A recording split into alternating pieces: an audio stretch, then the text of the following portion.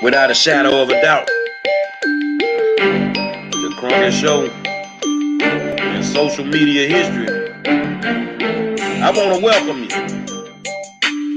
to another episode of the War Zone. I got my good friend Donovan Sadiq, the Nubian Queen Demetra K, and I am the 5-star general. And I think these Democrats trying to send us back to slavery. We're going to talk about it tonight. Y'all get a seatbelt because we're going to take you on a wild ride, man. I want to welcome each and every one of you to another episode of the War Zone. We in the building, my co-host Donovan Sadiq, Demetra K. And like we were talking before we came on air, today has been a somber day. You know, I really couldn't do much today. I'm just mentally, I'm not there today. And it has a lot to do with the things that are going on. And you know me, I think outside the box. I started thinking about everything. See, because everything ain't the white man. Everything ain't the Republicans.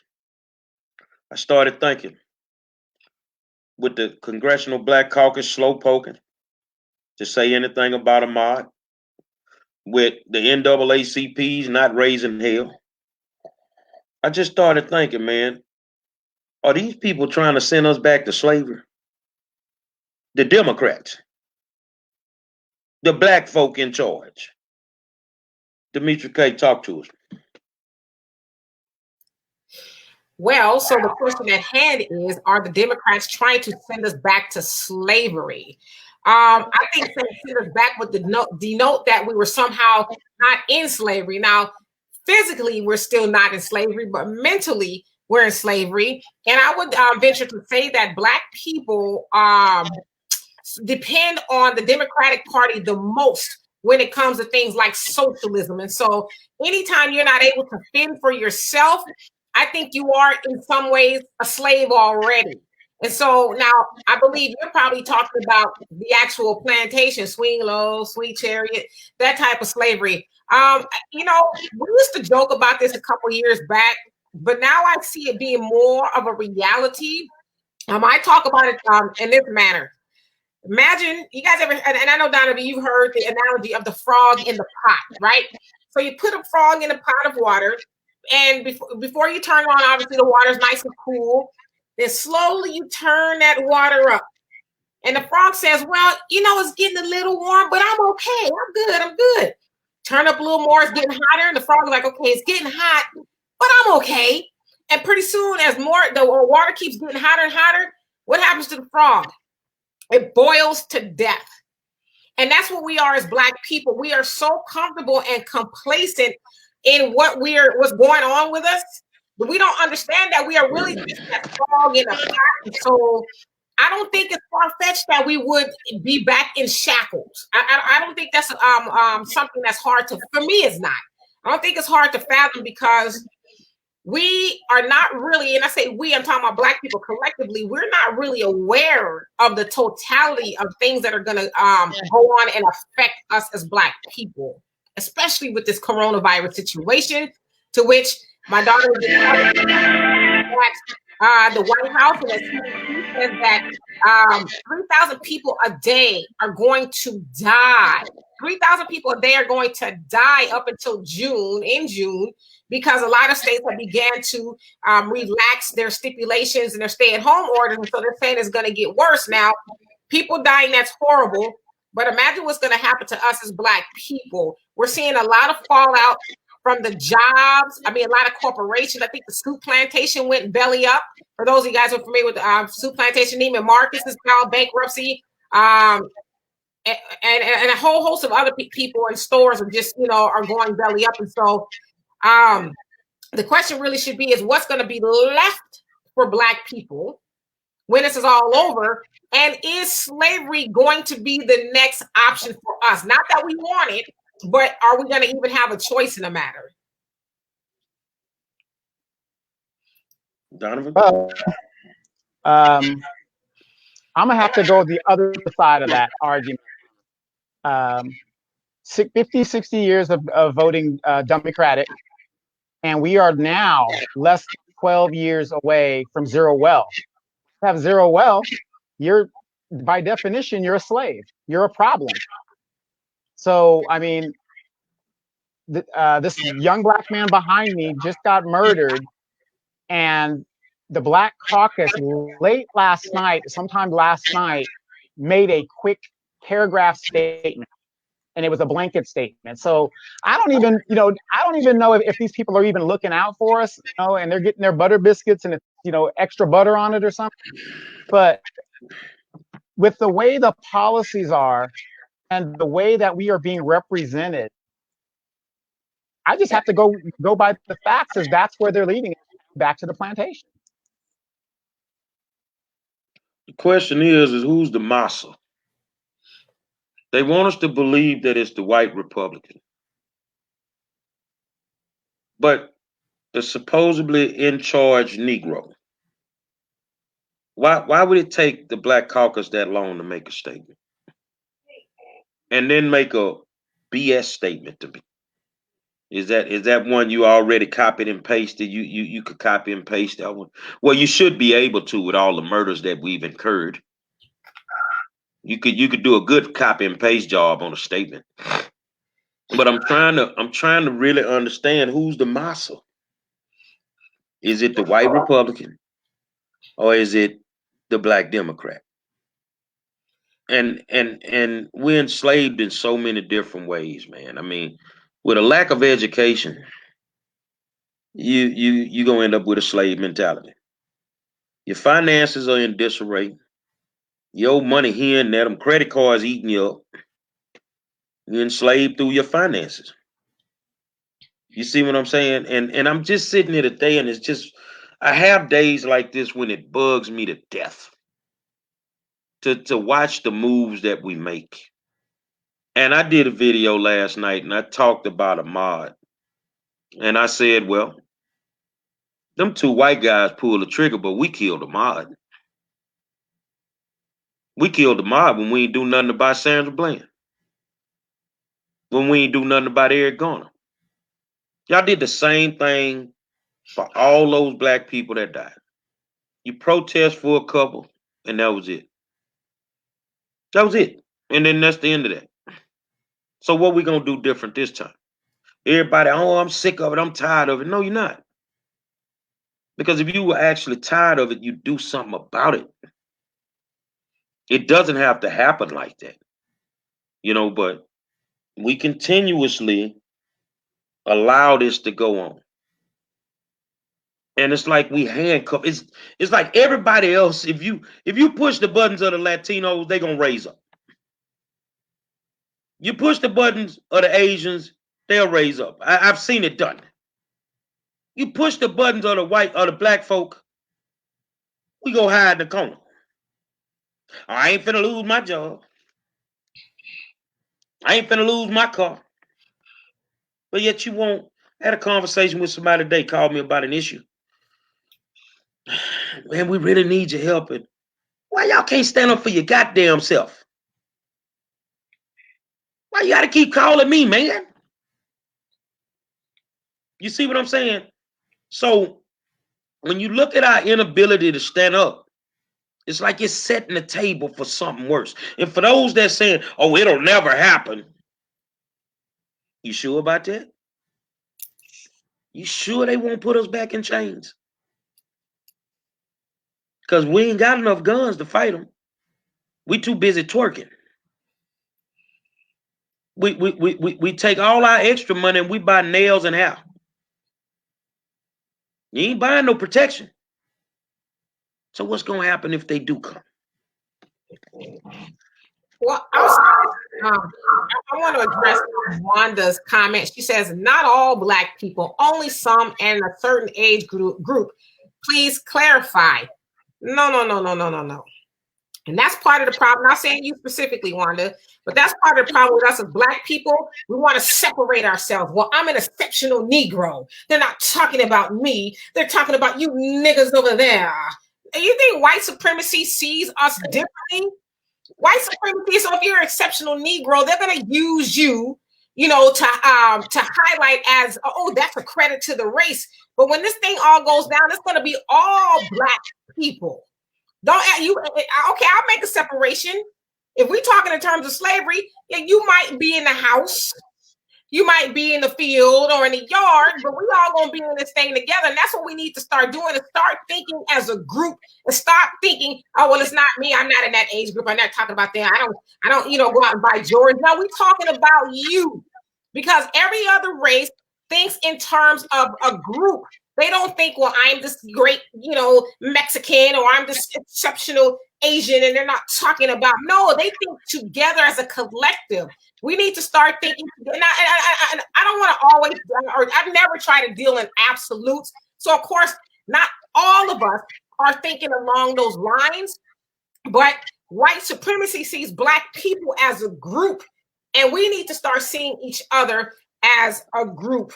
And my last point to what you said, Larry, we lost the fight when we were able to integrate with white people. That's when we stopped fighting for what we needed. We thought the ultimate prize was to live next to white people, to drink out of the same water fountain, to go to the bathroom with white people. That's when we thought, so this is the heaven we've been locked out of. This is where we finally made it. And then that generation didn't teach us overall about the fight and the hunger to keep going. We were taught, well, what else do you need? You can live in white neighborhoods now. What's the problem? I don't see the problem. And so that's why, obviously, they were killing us back then. But in 2020, when we supposedly have all these rights, it shouldn't be going on. And Malcolm X said, Black people, we can't have civil rights. They'll never give us civil rights until they see us as humans. We need human rights first. As I said the other day, they could have molded a dog. That could have been a dog in the whole world. But like those people, those dudes that shot Ahmaud, they would have been in jail that day. It wouldn't have taken 2 or 3 months if that would have been a dog. And so we need human rights first, but we always need to think as a collective and stop thinking I'm just a sectional Negro and y'all ain't talking about me. And we're talking about all of us. Let me say this there. Wanda O'Brien said, we are our own slave masters out there spending money on Jordans. You're right. But what about you women buying $2,000 purses that ain't got but $30 in it? What about your Gucci and your Louis Vuitton? My Nubian sisters, you already have. Why you paying $500 for some more?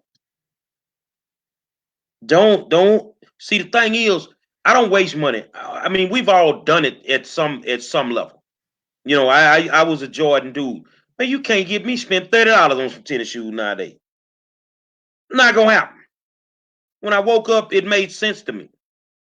And I think we get into that suburban mentality where we start thinking that we better than everybody else. I want you to understand something when you're living out in the suburbs and all your neighbors are of different nationalities and you made it, Wheezy and George.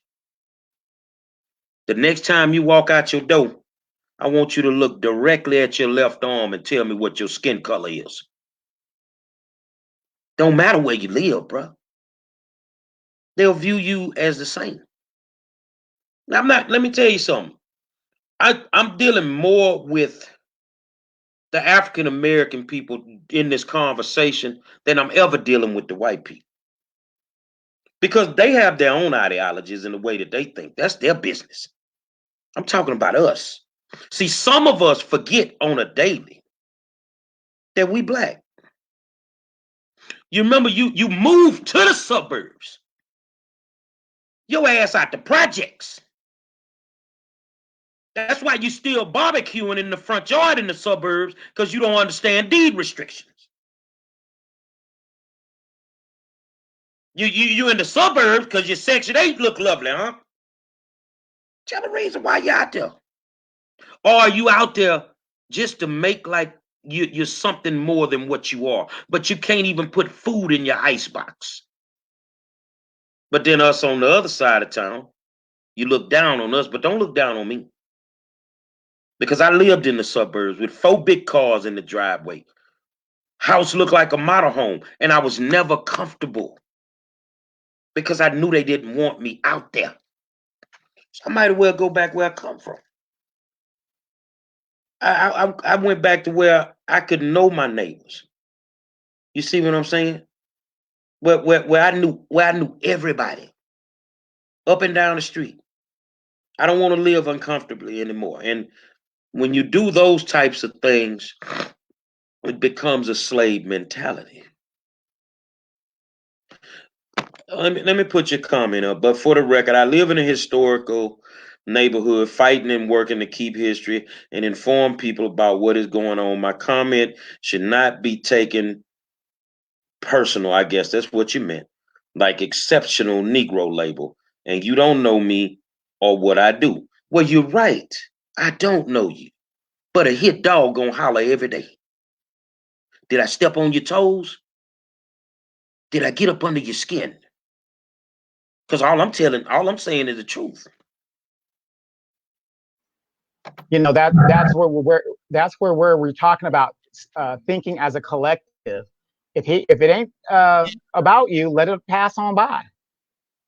You know, I don't know how many of you guys were today in the Wall Street Journal and some of the other publications. They just found out that this COVID-19 is being found in the semen of survivors of it. So when we're talking about population control and slavery and stuff, as Black people, we got to start thinking about, wait a minute here, what is really going on, to where we're the most affected by this. You know, everything is because of our diet and all this other stuff that we're conducive to, but nobody's up in arms, especially our so-called leaders. I mean, I haven't heard a statement from Al Sharpton, even though he's not a leader, but you know what I'm talking about. These so-called leaders haven't made a statement in regards to what is going on and the ramifications of how it's going to apply to us. But we worried about what somebody's going to say and using my words and taking it out of context. Don't take anything that is said here as a personal attack. It's not. We're trying to think as a collective, period. Well, we agreed to do something tonight. Wanda O'Brien, tonight is your night. Get from behind that keyboard, inbox me your email address, and pop up on this screen with us. Or Messenger. You can send it to our Messenger. You can send it through Messenger. Let's talk about it. And Or are you just a keyboard gangster? That's anybody out there. Y'all want to have this conversation? Come from behind that computer right now. Step up to the plate, because Black America needs to hear your voice right now. And so I want to clarify something too. She says, what is an exceptional Negro? I guess she's wanting to say that. So it's actually not even my term. Dr. Claude Anderson uses the term a lot, exceptional Negroes, and that there's a special Black people. And I'm not, and again, when I said this is what people need to listen. I wasn't saying you specifically. I was saying in general, when we start thinking of ourselves as individuals and not a collective, we get into trouble. But an exceptional Negro is one of those Black people who think I'm special. White people love me. Oh, they don't see me the way they see the rest of you Negroes. They just, I can get along with Negroes. I mean, white people, I can live next door to them, or they'll invite me to the golf course and all. That's an exceptional Negro. Like, y'all ain't talking to me, you talking to them. But we need to start thinking as a group. Stop thinking you ain't talking to me, because the white supremacy don't make a difference when they see us. I mean, I think my brother, is in the financial services, wear 2 or 3 piece suits all the time. I can't tell you how many times he's been spread eagle. Then no police officer say, well, that looks like an exceptional Black man. I'm going to leave him alone. They didn't make the difference. So that's what an exceptional Negro is. Somebody who thinks they're better than everyone else. Why is it that, everybody keeps saying we need to come together? Why can't we? Because of the exceptional Negro syndrome. What do I need to come together with you Negroes for? I've got my giant house, and I got a white person on this side, I got a white person on that side. And do you see those two lovely, shiny luxury vehicles sitting there? And my kids don't go to black schools, they go to good schools, you know, and we shop at Whole Foods with it. That's why we can't come together, because there's some black people who don't see themselves in the struggle with everybody else. That's why. Donovan? And I mean, that pretty much sums it up. I mean, I'll give even a better example. We talk about the collective. I'm out here in California. I've got my own show. I'm doing my own thing. Demetric has her own show. She's doing her own thing. Jerry been doing the damn thing. And then we've come together to get this message out and get you guys talking. And yet it's going to be sensitive. I mean, ask yourself this, is there any truth in the fact that a $16 billion hair industry that's controlled 90% by Koreans, are our sisters giving money to that industry? Absolutely. Now, we were on a thing earlier today. Okay, we don't know how long this coronavirus is going to last. Is it, ladies, is it really that important to go to the nail shop when you don't have food in the cupboard? Is it important? Just put it, remember back in the old days, just put your hair in a plait and everything is, it's all good. I mean, we'll give you a pass. I know you want to look nice, but you're not going nowhere. But that's where we spend our money, the vanity of it all. And we're just trying to tell you, hey, come September, when the government says we gave you your $1,200, what more do you want? What you going to do then? Stuff like that. A lot of people ask me why I can't work with other groups. For me, it's a trust factor. I think a lot of these people out here supposedly working for the betterment of black people, I think you're double agents. I think you're working for the other side. So rather than, because I've been in meetings where we'd have been 6 months into something, we making progress. And then all of a sudden, here comes somebody brand new and screw it all up. See, I have a problem working with groups. I accomplish more in my community working by myself. Because I know one thing, I ain't gonna never let me down. I can't put my faith in somebody who does this part-time. You see what I'm saying? And the exceptional Negro, I can't work with him. I'm like Mike Singletary in that 49 locker room. Can't work with him. Can't do it. Because if we're in the middle of a discussion and you pull that exceptional Negro stuff with me, I swear I'll push your teeth down your throat. Because I'm that serious. It's that serious with me. And then it's always that one that just think they smarter than everybody else. Oh, I've got a PhD. I really wouldn't give a damn what Cracker Jack box you got it out of. That don't mean you smarter than me. Because if you could do everything that you say that you could do and you're so educated, then why haven't you figured out a solution? See, the Negro leaders nowadays, you know who they remind me of? Miss Cleo from back in the day. You remember you called Miss Cleo, she'll tell you your lucky number. I remember that, and I say that woman is lying. Then why you think she lying, man? Call her. Well, if she knew my lucky number, then why she don't know hers? Why she ain't winning the lotto every week? So if you the Negro leader and you know how to fix all this, why it ain't fixed? Because realistically, you look nice in your suit with your cufflinks on and your gator shoes, but you're dumb as a bag of rocks. So the question now becomes, who's the massa?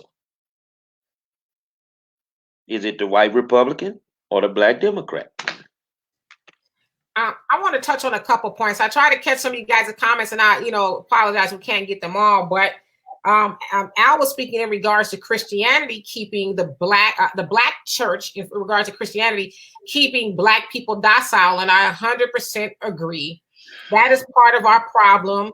We follow a religion, and I'm not trying to bash the church, because I know a lot of times people get upset when you bash the church, but Christianity has kept us docile. Christianity has taught us as black people, wait on God. I'm not saying you shouldn't wait on God, but God wants you to do something too, right? Christianity teaches us, I know you're going through some hell right now, brothers and sisters, but just wait. Heaven, you're going to go to heaven where you wash white as snow. You're going to be walking on the streets of gold and, milk and honey, and everything's going to be great. But it robs you of the ability to do for self. Like, you think all you need to do is sit in the pews. Yeah, faith without the works is dead and blah, blah, blah. But most churches really don't want you to take matters into your own hands, because when you do that, then that means you don't need them. You don't buy into their message of, wait, wait on God and just pray about it. And my dad always says, he says, prayer ain't worth a damn at a Bears meeting. So if you had a meeting of the Bears and the Bears going to eat your ass, you're going to get on your knees and pray, or you're going to go grab a shotgun. And so that's where we are as black people right now. We don't have time to get on our knees. I pray, don't get me wrong, but I'm not going to pray and do nothing. I'm going to pray and do something. And then someone else, the car you brought up, you said, what do we think about desegregation? It has always been said and known that black people need to separate. Now, we're not talking about separate from, as far as being treated ill and bad like we used to be. Well, we need our own things, because when we had our own stuff before segregation ended, we were doing well. Now, minus the lynching and stuff, which, hell, it's 2020 is still going on, right? We had our own everything. And so we need to separate. But I saw somebody, I can't remember who it was, said we find it hard, especially in the Western Hemisphere, to separate from, white people and everything they have. Like, we don't think we can do it on our own. And then last, somebody said, Didi, you said, we hate each other. Yeah, there's a lot of truth to that. We do hate each other because we have been taught, as some people say, the whole crab in the barrel mentality. There's some people watching us three right now who hate our freaking guts. You know why they hate our guts? Because we're up here. And I always say haters, they don't like you because they don't believe they can do what you're doing. And so instead of going to get their own show and speaking their mind, they rather sit and throw darts at other people. And that's not to say we think we're all that. We don't think that. But the point that I'm making is, especially us with black people, we do have self-hate because we have no knowledge of self. Because as my good friend Jonel Muhammad says, you protect what you love. And if we loved ourselves as black people, we can love each other. A lot of times we'll pass our brother and sister on the street and won't even look their way. Because somehow we think if I acknowledge them, that means they gonna think they better than me if I just say hi to them. So yeah, we hate ourselves, but we need to reverse that. And that's actually where we need to start. Stop hating ourselves and learn how to love ourselves, and all this other stuff will just fall into place. I'm gonna say this about the church, and Donovan, you can follow me. Whatever your opinion may be. I don't really want to hear nothing from your nickel slick pastor right now. Ain't nothing he can tell. I want to know why when Big Mama been at the church for 40 years and she died, you want to charge the family for her to have a funeral. I want to know why when she ain't got money for tithes, you sending her a letter kicking her out the church. When the hurricanes pop off, you can't seem to come through for the community.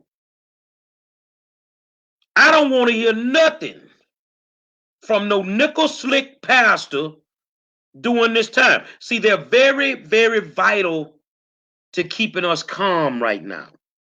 Because as soon as the protest pops off for Ahmaud, the real big one, guess who's going to be in front of the line? Might be Al Sharpton. Just might be Brother Al in front of the line. So as far as the church go, I'm going to just put it like this here. Now, I'm going to make some people mad because you already made them mad, Demetri. Your Bible is one of your most important things. I get it. But I don't read the Negro slave manual. I don't read it. I don't want nothing to do with it. Because I'm pretty sure in that Bible, it don't say that black people got to suffer for 460 years. Your church, you got a lot going on in your churches. Last week, they you had some good things going on in your church up in Houston.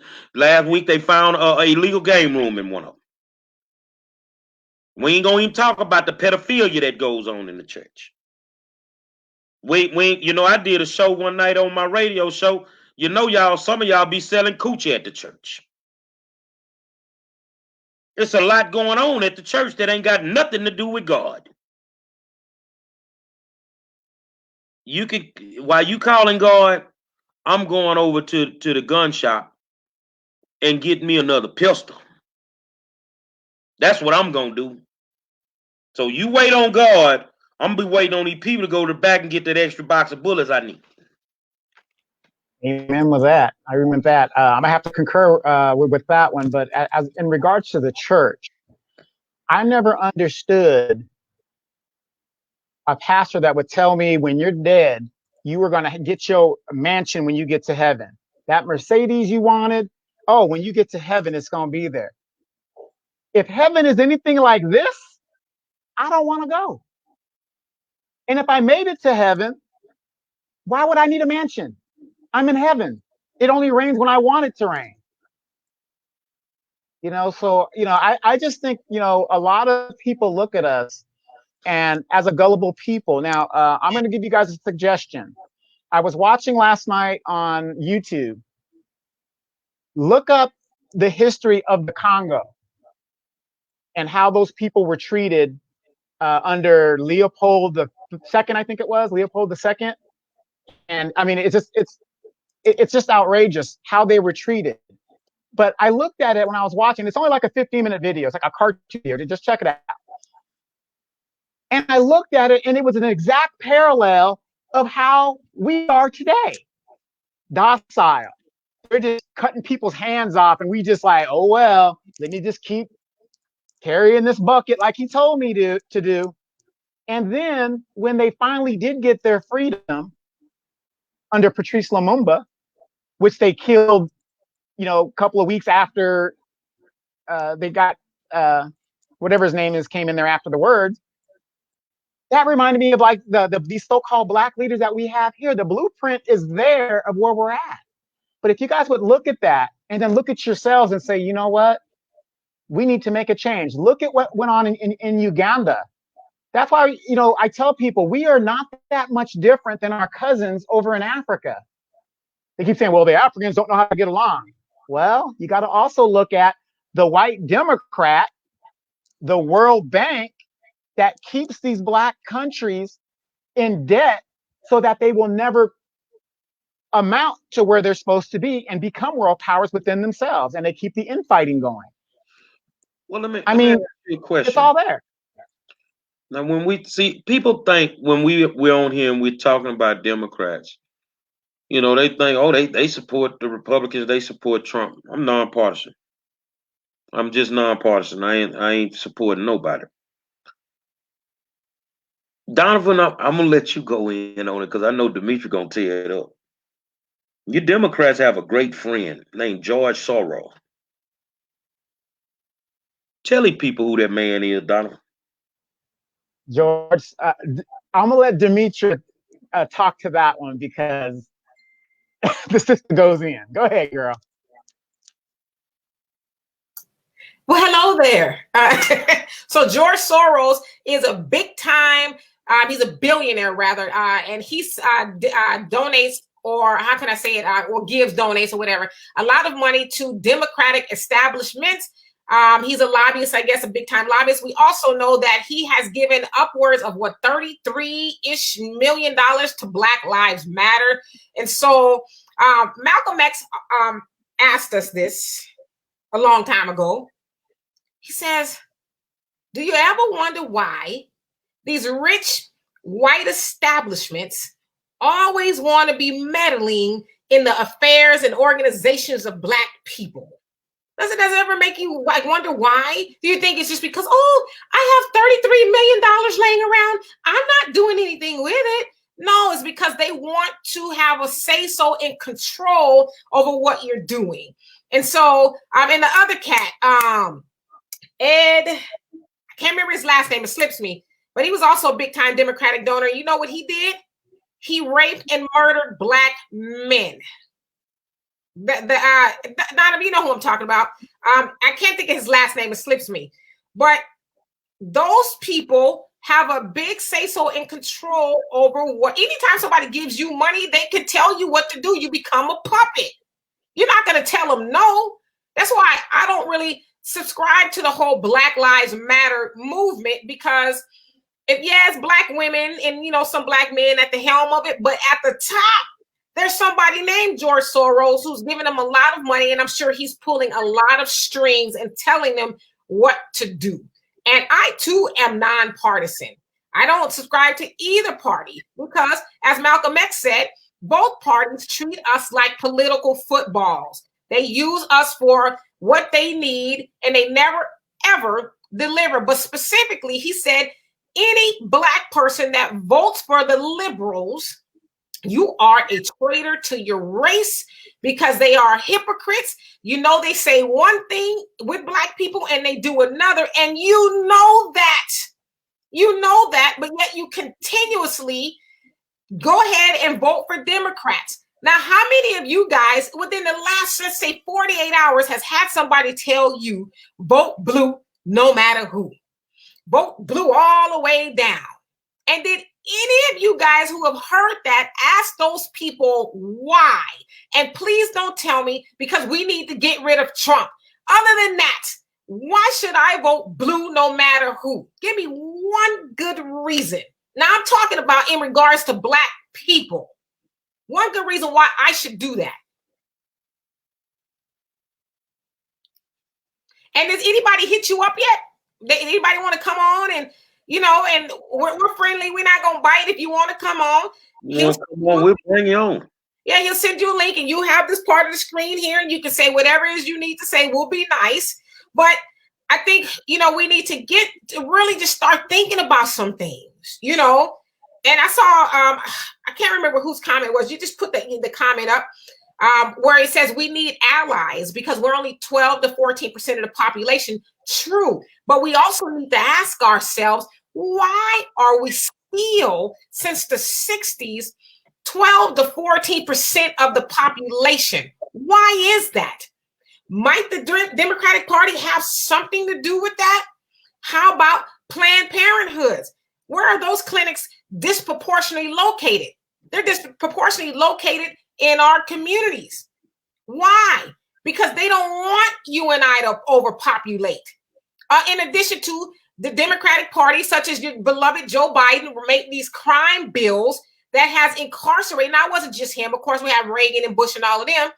But they made these crime bills, and a lot of our men and women are in prison. If you're in a prison full of men, can you procreate? If you're in a prison full of women, can you procreate? So those things add or subtract to us really being 12 to 14% of the population. Now, as far as allies are concerned, we first, and I think you made that point, I think it was Robert, we have to be an ally to ourselves. I talked about this the other day. The president of LULAC in the 1950s, he says, I'm not interested in unifying with those Negroes. Let them fight their own battles. You know, and he's just being honest. A lot of other racists feel that way about us. Like, why are we going to go help them? They can't do nothing for us. They can't even do nothing for themselves. Now, you know what I would tell the LULAC guy? I would tell him, let's talk education. Before Thurgood Marshall filed Brown versus the Board of Education, he studied a case, Mendez versus Ecuador County. And Mr. LULAC, do you have a clue what they said about your people? They said you were dogs and pigs, and you should live in pigsties. You align yourself with the enemy. And the enemy in this day and time, really, to me, the enemy is not necessarily black or, you know, it's not a color to me. It's a social status. is rich or poor. If you know, we the poor people, so they look at us like we the enemy. They look at us like we the enemy. So yeah, some of they people over here hanging out with us. You know, and you know what they used to call them back in the day, and they still call it to y'all, but they won't do it in your face. They called you trailer park trash. And now you hanging out with the Negroes because of your social status. And see, I think that a lot of us, we can't come together because we too busy trying to help everybody else stay together. We too busy worrying about what's going on with the wall. Man, I don't give a damn about no wall. Well, I'm LGBTQ, but you black. So you got black issues before you got gay issues. Let's get it straight, man. They'll shoot you down in the street too. And won't care if you got your skirt or your pants on that day. So, you know, till this day, man, I'm telling y'all, you know, I mean, people just need to wake up. And sometimes your enemy lies right in your own front yard. We don't have the representation, man. These people only represent money. You know, I was reading where Trump and those people get a coronavirus test at least once a week. So you telling me the Democrats ain't getting that too? But you won't put up testing sites in our neighborhoods, huh? But you're telling us to go back out there. Why are these people not fighting for us? They already bought and paid for them.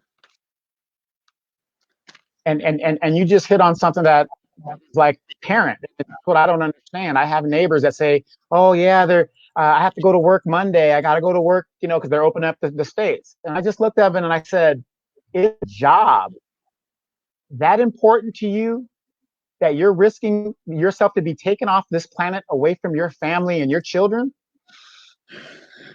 He's in a dilemma right now. To me, there's no dilemma, because at the end of this, a third of us are not going to be welcomed back to work anyway. Nope. So why even bother? Donovan, you know what's crazy? Everybody fighting to go back to work, but your business cannot fully open. They don't need the workforce. You finna be at home with them badass kids of yours, understanding what them teachers go through every day now. Ain't no workforce.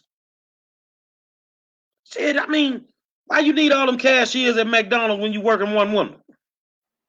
And then you got to think about this. Now that the shock has hit you, you still got that mortgage payment due. You still got that car payment due.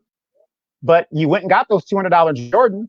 You went and got the $79, $80 a nail shop thing going. You know, this is the stuff we got to think about. We got to wake up. This is it. This is it.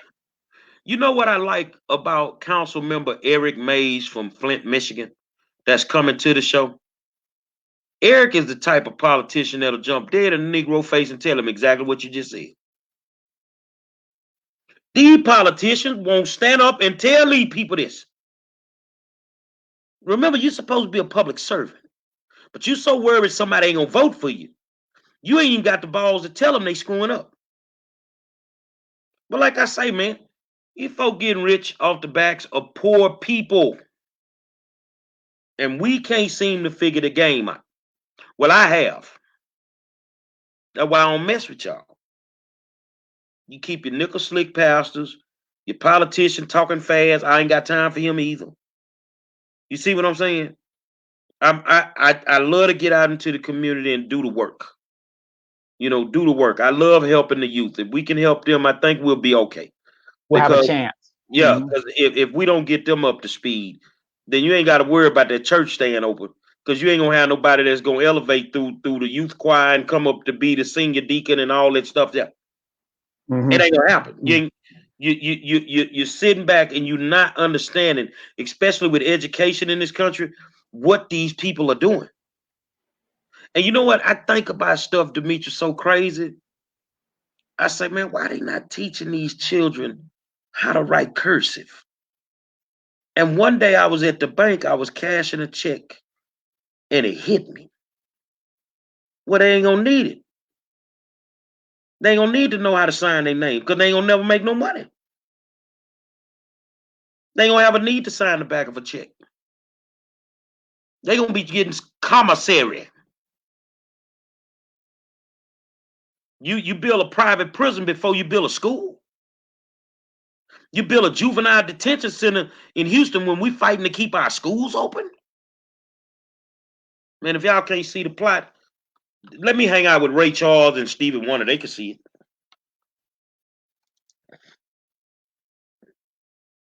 I would just say this. Anytime you as a parent, not saying you, Gary, I'm just saying in general, anytime you as a parent depend on the school to teach your child what they should learn at home, you are in trouble. I never, ever sent my child to school and expected them to teach her anything. Math is not my strong point, so I did expect them to teach her that now. But I'm talking about as far as who she is and the things that she needs to do in life, how to be financially savvy. She learned those things from listening from watching me. We know that especially the mother is the first teacher. The children are going to learn from the mother. They're going to learn from the father too, but the mother is really the circle of influence for that child. And so if you are not sitting at home with your children, teaching them about finances and, cursive and why their signature and all that is important, that's on us. My sister's a school teacher and I love her to death. But school teachers have sometimes, and Gary, I'm preaching to the choir, 20, 30, and 40 kids in the classroom. Ain't no learning going on in that classroom. None. So we, as parents, we need to get out of the frame of mind. Well, they're your responsibility. What you telling me for? When they with you supposed to be doing all of that. No, your child should go to school knowing all that stuff, and the school is just an enhancement of what they already know. Let me show you how screwed up the school system is in Texas. How is it that the person that's over the Texas Education Agency, Mike Morath, you got all the final decisions on education, and your ass ain't never been in a classroom. You've never been a teacher. You've never been a principal, but you know exactly what our children need. I look at like Children's at Risk. It's an organization that grades our schools. Well, normally when they grade the schools, all the black schools get Fs. But you ain't never once took a walk inside of one of them schools. You don't know what those kids deal with on a daily basis. Go ahead. How did he get that position? He created the organization. But who's this is the guy you talking about, the TEA commissioner? He was appointed by the governor. He was a school board member in Dallas, Texas. Yeah, remember, he never been a school teacher, a principal, nothing. Right. You got to remember, and the political system is set up for patronage. So remember Kamala Harris? She was on the medical board here in California, getting 100. Slick Willie Brown, and not Bill Clinton, the original Willie Brown, put her on a board where you had to be a doctor. She's not a doctor. She was an attorney. She was there, showed up, I think 6 times in a 2.5-year period, and collected an annual salary of $160,000 every year. That's the patronage of some of these positions that are put up. And they get away with it because we don't pay attention. We are so distracted trying to make the mortgage, trying to make the car payment. I got to get the kids the Jordans. Oh, we're going on the cruise next week. We are so distracted. By the time we find out, the money has been made and the check has been cashed. When you look at how these people operate education, now y'all out there listening, I'm gonna put you up on game. They want your child to take these state accountability tests.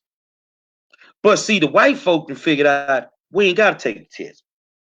But black people keep parading their kid up in their school to take their test. Now, I want you to understand, when it's time to go to college, they don't ask you for those test scores. They ask you for a SAT or ACT. And this year, they really just waiving everything. So if you're a senior, man, this your chance to get into college, man.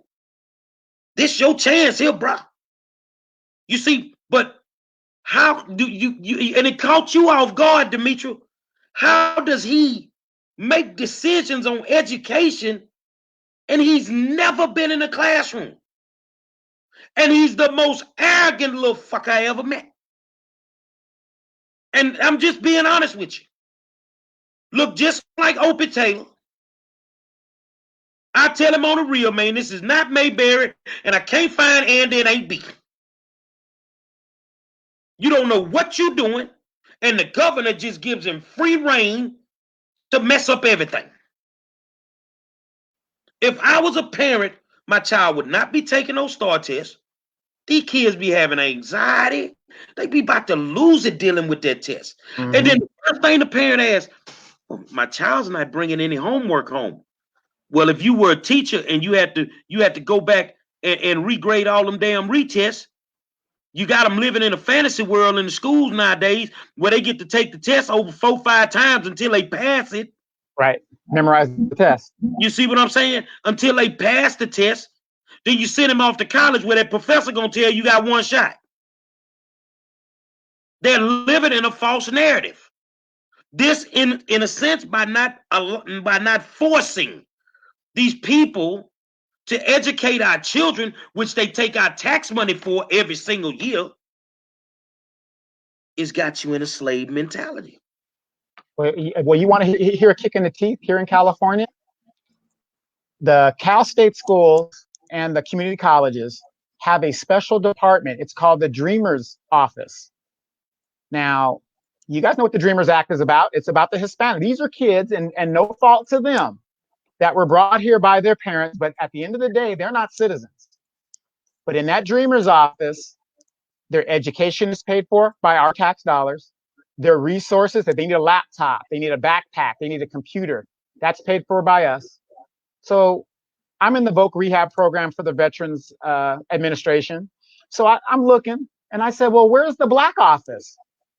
You know, what about our students, like you said, that come from an environment where they were taught to take the test? Now they're in the real college situation. Where's their laptop computer? Where are they going to get the resources to compete in school? We don't even get that. Well, they'll give them the laptops at the Black schools. But what they don't give them is the funding to put somebody in the classroom that can teach them how to use them. So all the kids do is sit on the laptop and look at Pornhub all day. Facebook, Instagram. And that's why when this pandemic popped off, a lot of Black schools, kids didn't even have laptops. Why are you issuing laptops out in the month of March? You were supposed to get that before school opened at orientation. You see what I'm saying? So we're just sitting back and we allow all this to go on. But you know what? Mr. Elected Official, especially in Houston, Texas, we've had the discussions about it. It's not like you don't know what's going on in education. But the only time you seem to see the Black elected official in education is when they're about to stick their foot in the door to take a regular school and turn it into a charter school so they can make their money. That's it. I see State Representative Harold Dutton on here. Harold has been fighting because his old school, Cashmere High School, had gone like 10 years unacceptable by state standards. That means they couldn't pass the state mandated test for 10 years. As soon as the people said we're going to take over the school district, the kids mysteriously passed the test. I want to address something because I know a lot of school systems are failing the kids, and I mean, that's just a fact. I think at some point in time, we have to start putting the onus on the parents. You know what I'm saying? Because why aren't the parents up in arms about, said guy who has no educational background at all? Why aren't they up in arms? And I'll tell you the story. My sister, as I said, is a school teacher. And when this whole COVID thing went on, obviously they had to make sure all the kids had computers and stuff like that. Do you know, she said the school got calls every day because parents were trying to pawn the damn laptops. The pawn shop will call the school and say that we've got parents who have tried to pawn these laptops. Now, don't your child need the laptop to go to school? So I get it. People have hard times and all of that, but it's like, you can't keep blaming the school when you're complicit in the education or the miseducation of your child. Like, I was, and I see a kudos to a lot of you guys on here. I see a lot of you parents who said that you were completely and totally involved in the education of your children and you taught them at home. Kudos to you. That's what you're supposed to do. But I would tell you this, I was one of those parents, I was never asleep at the wheel. For example, my daughter in 5th grade was parent back to school night or whatever it was, went thumbing through her history book. And for whatever reason, I thumbed across the part where they were supposed to be talking about slavery. And in the first paragraph, it says the slave masters were good to their slaves. They even got out there and helped them in the fields. And on Sunday, they gave them good food to eat. And I'm like, what?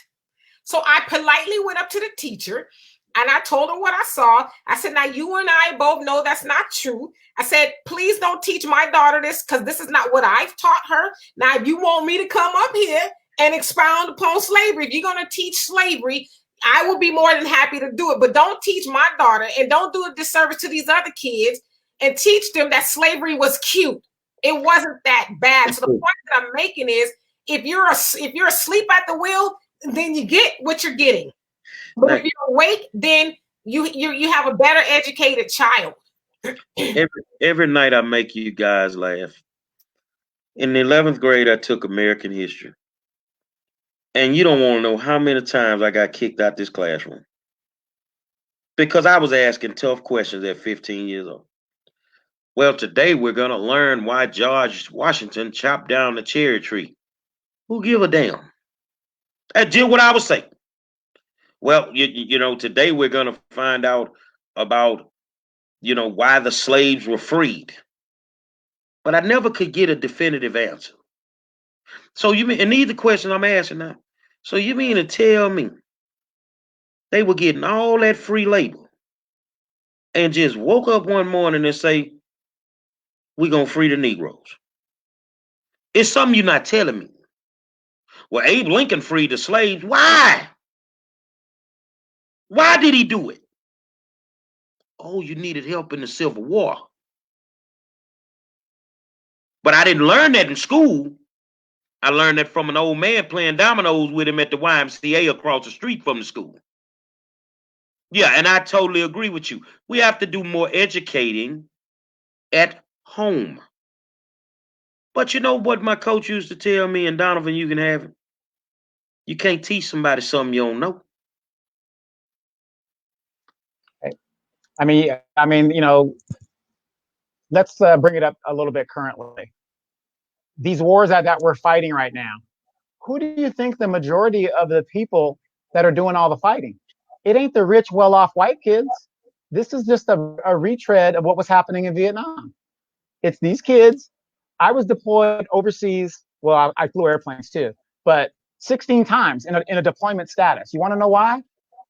Because less than 2% of the population has actually joined the military. And I'm not telling anybody to join the military, but what I'm saying is the majority of the people fighting on the ground, black folks, brown folks. We always been in the trenches. Always been in the trenches. And then these kids are coming back all screwed up. And then it got so bad over there, they lowered the standard and just let everybody in. We had gang members in the military and all kinds of stuff was breaking loose. But here's my point about that.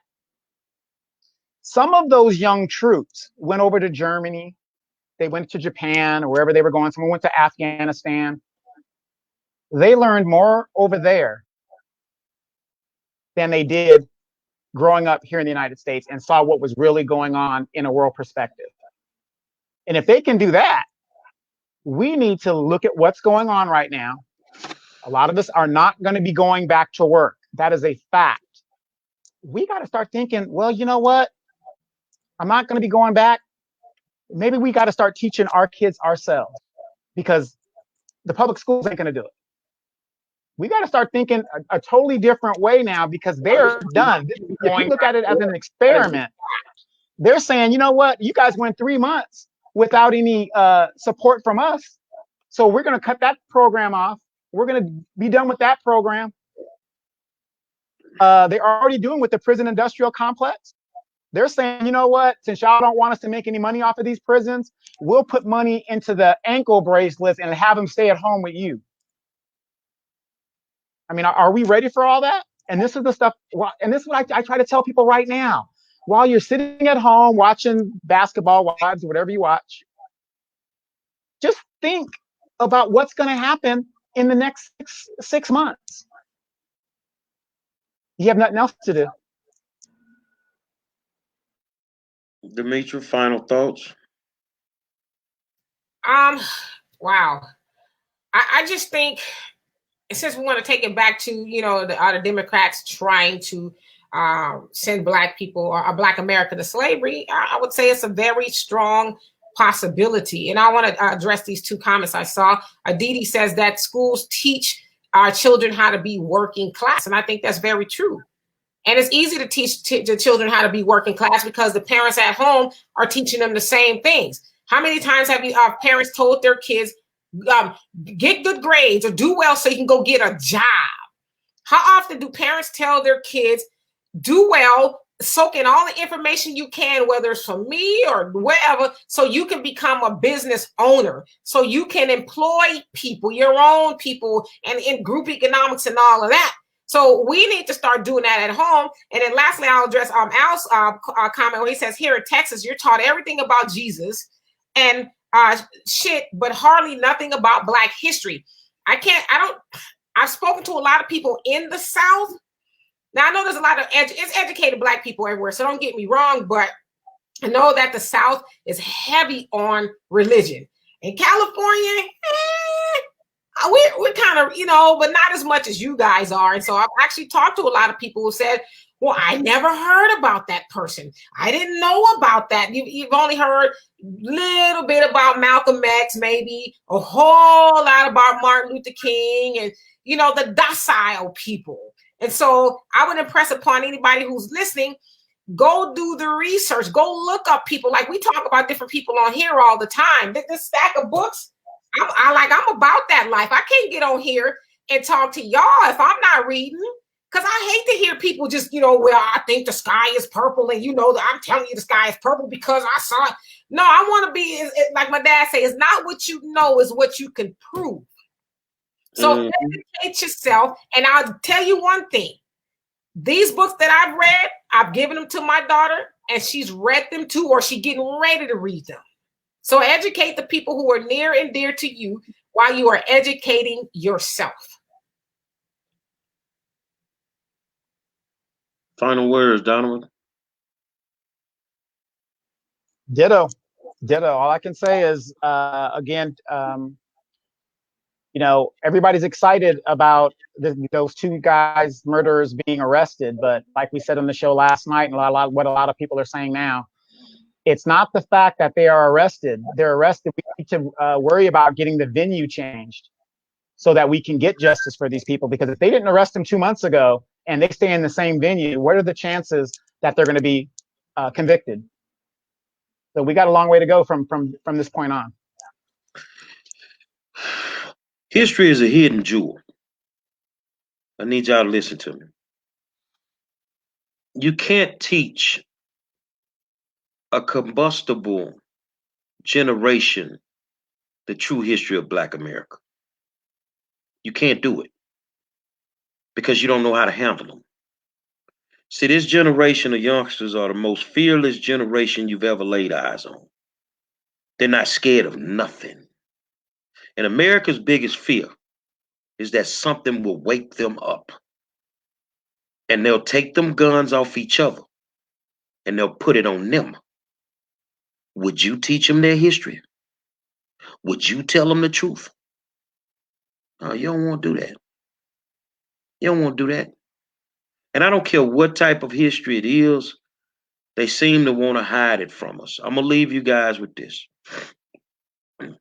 You go and you watch movies on Netflix. I want you to watch Friday Night Lights.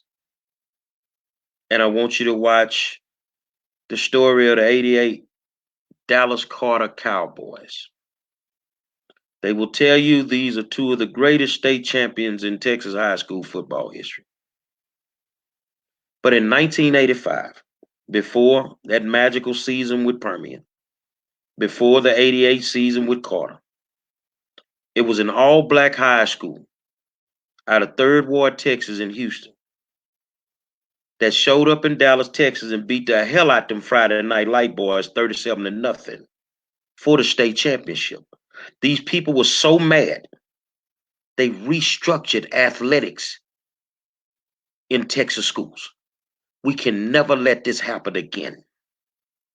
We were the only all-black school to win a UIL state championship. That was it. It never happened again. Houston has never had a state champion since 1985. They changed it up. We're not letting this happen anymore. No. And I want you to think about this here, Donovan, because maybe Demetria, she don't keep up with football like me and you. You know how many Hall of Famers came from inside the loop in Houston?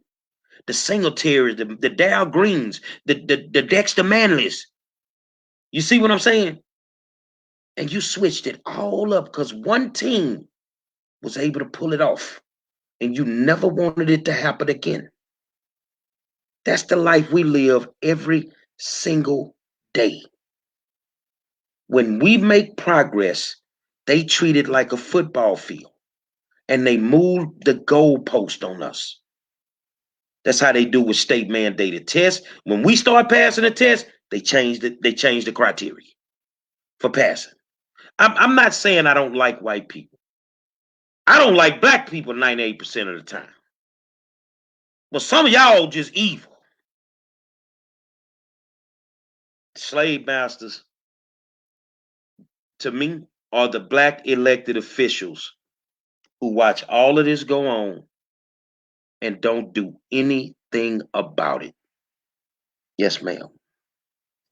I know you're about to press the music, but I want to just really quick piggyback on what you said about not liking white people. It's not about us not liking white people. It's about us loving ourselves. And the Honorable Elijah Muhammad said, think about it this way in regards to white people and black people and equality. It's the white people are essentially, let's get back in the day, said they are slave masters. And to a degree, they think they are still. Why on earth would they teach you and give you equality? If they were to give us as black people equality, guess what happens? We're equal.